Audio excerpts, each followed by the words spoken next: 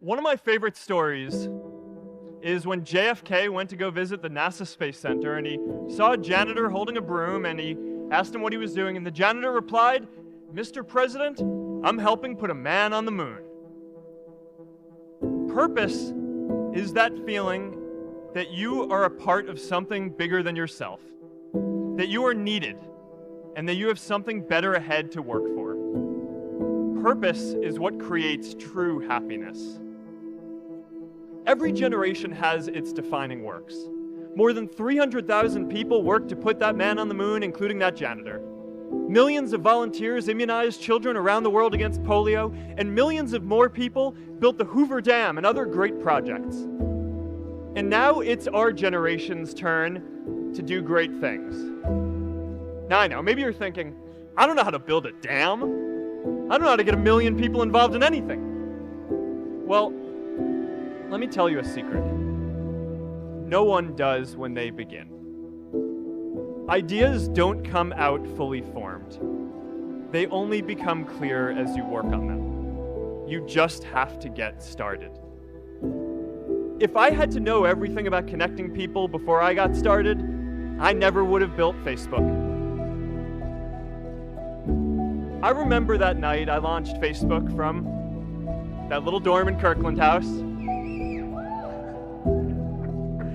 I went to Noakes with my friend KX, and I remember telling him clearly that I was excited to help connect the Harvard community, but one day someone would connect the whole world. The thing is, it never even occurred to me that that someone might be us. We were just college kids. We didn't know anything about that. There were all these great big technology companies with all these resources, and I just assumed one of them would do it. But this idea was so clear to us that all people want to connect. So we just kept working on it, day after day after day. And I know that a lot of you are going to have your own stories just like this. A change in the world that seems so clear that you are sure someone else is going to do it. But they're not.